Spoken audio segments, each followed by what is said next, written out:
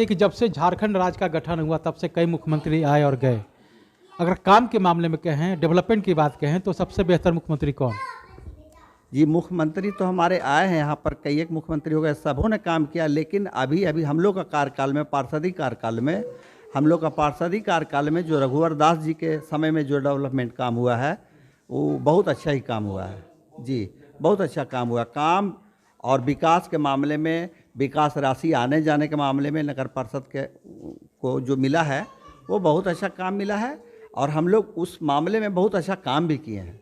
जैसे वहाँ से हम लोग को सुविधा मिलता गया, हम लोग भी धून के मेहनत करते गए और काम होता चला गया। नमस्कार, मैं हूं संजीव कुमार और आप देख रहे हैं वेब समाचार। पूरे झारखंड में पंचायत चुनाव को लेकर जैसी सरगर्मी समाप्त हुई, निर्वाचन आयोग नगर निकाय, नगर परिषद, नगर पंचायत चुनाव को लेकर एक्टिव हो गए हैं। उन्होंने कहा है कि झारखंड में 14 जिले ऐसे हैं जहां पे नगर निकाय का चुनाव होना है, जिनका कार्यकाल 2020 में समाप्त हो चुका है। वहीं झारखंड के ही कई जिले ऐसे हैं जहां पे पार्षदों का कार्यकाल जो है 2023 में समाप्त होगा। बहरहाल निर्वाचन आयोग अभी इस पर विचार कर रहा है कि दोनों का चुनाव साथ में कराया जाए या अलग अलग। हालांकि जो संकेत आ रहे हैं नवंबर या दिसंबर में हो सकता है, हालांकि 100% नहीं कर सकते हैं, लेकिन संभावना है कि नवंबर या दिसंबर में नगर पंचायत का चुनाव जो है हो सकता है। तो बहरहाल अभी हम आए हुए हैं कोडरमा जिला में झुमरी तलैया नगर परिषद क्षेत्र है और जिस वार्ड में आए हुए हैं वार्ड का नंबर है 6 और यहाँ के जो पार्षद हैं मोमिना परवीन जी हैं और उनके बगल में बैठे हुए हैं मोहम्मद मुस्लिम जी हैं। तो उन दोनों से जानेंगे कि इस वार्ड नंबर 6 में कितना कुछ डेवलपमेंट यानी विकास का काम हुआ, कोरोना काल में कैसे लोगों को मदद किए, आगे की क्या रणनीति है और कुछ पॉलिटिकल सवाल जवाब किए जाएंगे। तमाम बिंदुओं पे मैं इनसे बातचीत करता हूँ। पहले तो आपको वेब समाचार में बहुत बहुत स्वागत करते हैं। देखिए, मैं आपको भी नमस्कार करती हूँ। आपको भी बहुत बहुत स्वागत करते हैं। जी, आपका धन्यवाद, शुक्रिया आपका। ये बताइए मोमिना जी की जनता ने जब आपको 5 साल के लिए मौका दिया, क्या कुछ विकास का काम हुआ? हाँ, विकास के काम तो हमने बहुत किया। मेरे वार्ड में सड़क का समस्या, नाली का समस्या बहुत ही था, लेकिन हम आने से के बाद जितना कम से कम 10-11 रोड बनवाए, 6-7 नाली है, आपको 130 पोल भी लगवाए। वार्ड नंबर 6 में भी, वार्ड नंबर 5 में भी पोल भी लगवाए। और समझ लीजिए कि 150 से मैंने 500-550 के ऊपर हमने राशन कार्ड बनवाया। 150 के करीब हमने सबको वृद्धा पेंशन बनवाया। आवास हमको लगता कम से कम 450 400 के लगभग हो, कम होगा, हो सकता है। ये परिपूर्ण वार्ड है इसलिए आवास कम, जैसे ये वार्ड जो है परिपूर्ण है, करीब करीब लोग ढलाई मकान वाले सब हैं, इसलिए बहुत कम आवास बना है। लेकिन फिर भी हमको लगता है कि कम से कम 70-80 आवास से ऊपर ही होंगे।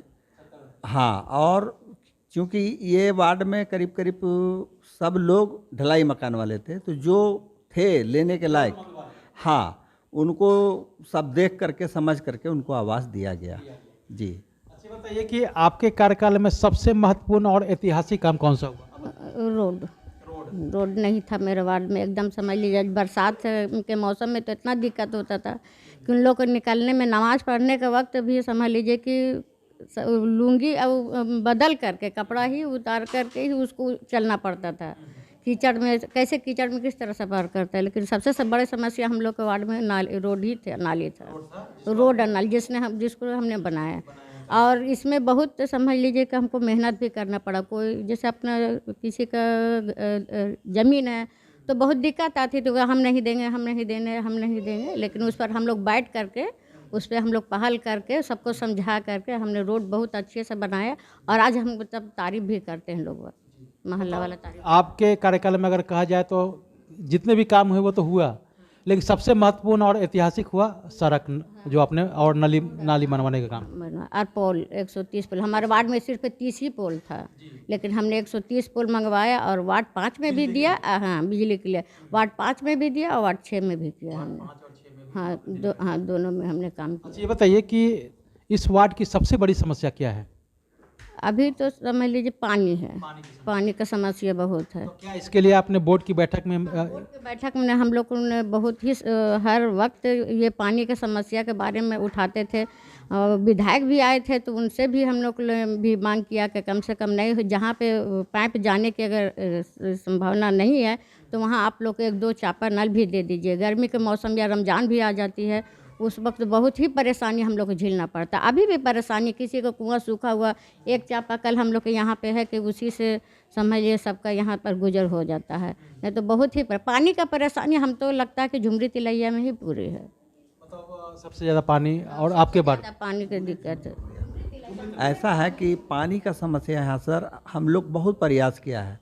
इधर तो पाइपलाइन इलेक्शन के बाद हम लोग पाइपलाइन तो बिछवाया, पाइपलाइन का सब काम हुआ, लेकिन पाइपलाइन आने के बाद हम लोग पानी के लिए बहुत ही प्रयास किया है। लेकिन अभी तक हम लोगों के गली में और भी गली में जितने भी गली हैं अभी इधर पानी हम लोगों को कभी मिलता नहीं है। चाहे कितना आवेदन लिखते ही जा रहे हैं, आवेदन लिखते ही जा रहे हैं। यहाँ से अब क्या है साहब लोगों का कमजोरी पता नहीं, लेकिन हम लोग बहुत कोशिश किया है, पानी फिर भी आज तक नहीं मिल रहा है।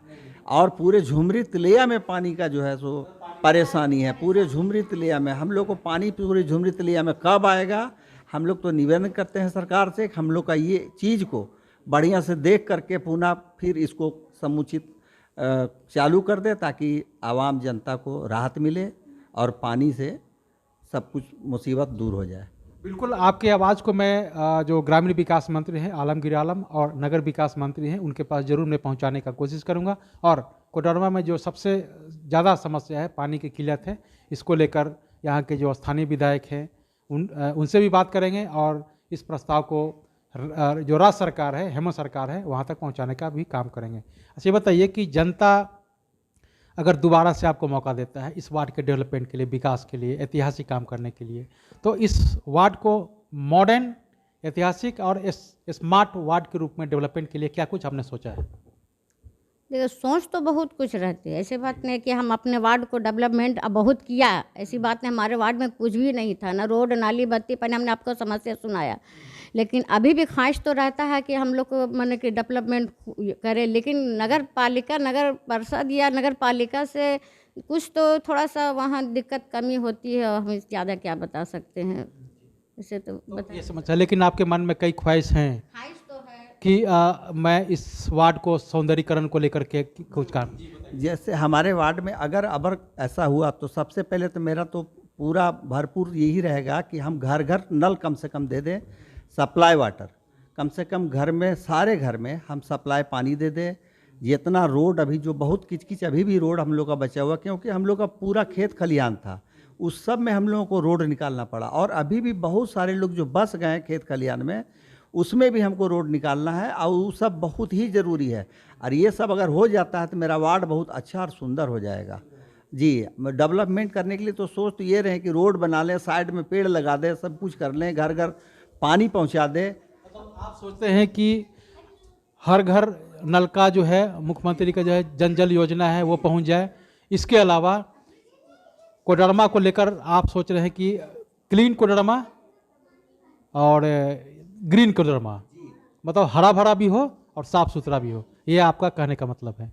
अच्छा, बताइए कि अगर जनता का प्यार स्नेह मिलता है और इस बार जो है पार्षदों के बीच में अगर आपको उपाध्यक्ष के लिए मौका मिले फाइट करने के लिए, पार्षदों का समर्थन मिला, तो क्या आप फाइट करेंगे? आपकी पत्नी फाइट करेगी? अगर समर्थन मिला तो उपाध्यक्ष का फाइट करेंगे, जरूर करेंगे।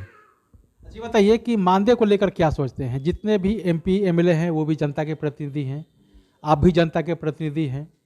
तो जब भारत का संविधान एक है तो एक को बहुत तरह की सुविधाएं मिलती हैं और दूसरे को नहीं, इसके बारे में सरकार से क्या मांग करते हैं? हम तो सरकार से ये मांग रखते हैं कि जो कम से कम पार्षद हैं, पार्षद के होते हुए अगर वो अपना उम्र पार कर जाते हैं, 60 पार हो जाता है, तो कम से कम उनके लिए स्पेशल कोई सरकार अपना कोई पेंशन योजना या किसी भी तरह का कुछ उनको दे दे, ताकि उनको राहत मिलता चला जाए। क्योंकि ऐसा तो है, अगर एमपी और एमएलए वगैरह को सबको अगर पेंशन की सुविधा है या को मानदेय की सुविधा है, तो सरकार जो भी हम लोग से, मतलब जो भी हम लोगों को बनता है वो हम लोग को भी सुविधा दे, ताकि हम लोग को भी सुविधा मिलता रहे।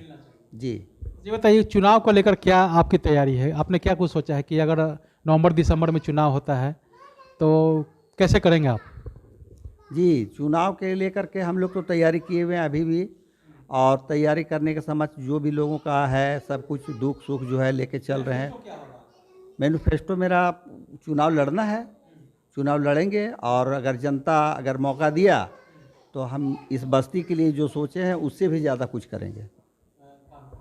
अच्छा बताइए कि जब से झारखंड राज्य का गठन हुआ तब से कई मुख्यमंत्री आए और गए, अगर काम के मामले में कहें, डेवलपमेंट की बात कहें तो सबसे बेहतर मुख्यमंत्री कौन? जी मुख्यमंत्री तो हमारे आए हैं यहाँ पर, कई एक मुख्यमंत्री हो गए, सबों ने काम किया, लेकिन अभी अभी हम लोग का कार्यकाल में, पार्षदी कार्यकाल में, हम लोग का पार्षदी कार्यकाल में जो रघुवर दास जी के समय में जो डेवलपमेंट काम हुआ है वो बहुत अच्छा ही काम हुआ है।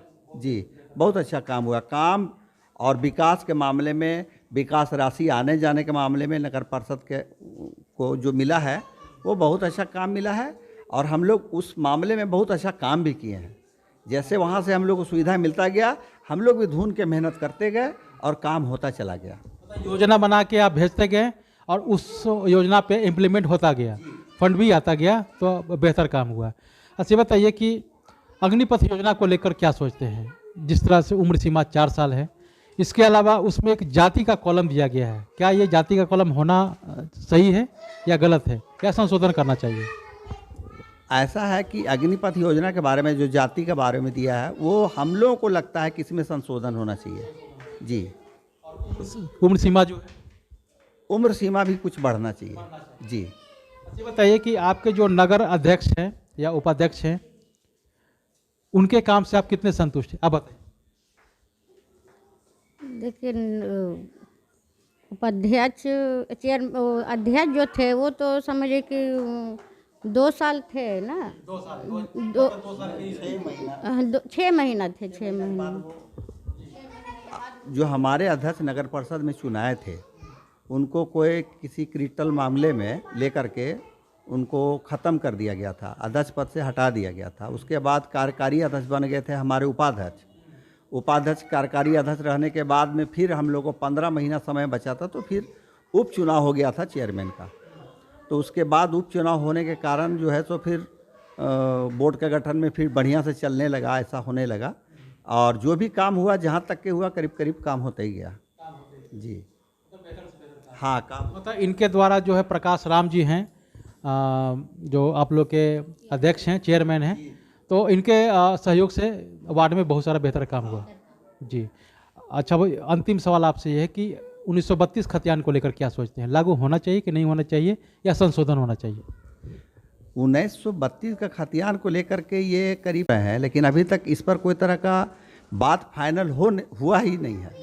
अब देखिए, हाँ ये सब खाली बात आ जाता है, चुनाव होता है तो ये होगा ये होगा ये होगा। देखिए ऐसा हमको नहीं लग रहा है कि इस पर कुछ होगा, ऐसा हमको मैंने मेरा मिजाज तो यही कह रहा है, मेरा दिल तो यही कह रहा है कि इस पर कुछ होगा नहीं, ये सब जुमला है। हमको लग रहा है कि इस पर कुछ नहीं होगा। तो आपने सुना कि जिस तरह से वार्ड पार्षद हैं और उनके जो प्रतिनिधि हैं, चाहे वो 1932 खतियान का मामला हो, अग्निपथ योजना हो, मुख्यमंत्री कार्य योजना को लेकर के कहें, पार्षदों को लेकर के कहें, और इनके द्वारा जो भी डेवलपमेंट किया गया, विकास का काम किया गया, इन तमाम मुद्दों पे इन्होंने क्या कुछ कहा आपने सुना। तो अब चलते हैं दूसरे पार्षद के पास, उनसे जानते हैं कि उनके द्वारा क्या कुछ डेवलपमेंट एंड विकास का काम किया गया है और आगे की क्या रणनीति है। तमाम बिंदुओं पे उनसे भी बातचीत करेंगे। आपने वेब समाचार में समय दिया, इसके लिए बहुत बहुत धन्यवाद। शुक्रिया। बहुत शुक्रिया। तो अगर आपने हमारे चैनल को अब तक सब्सक्राइब नहीं किया है तो सब्सक्राइब कर ले, बेल आइकन भी दबाएं ताकि हर छोटी बड़ी खबरों से रूबरू हो सके। बहुत बहुत शुक्रिया।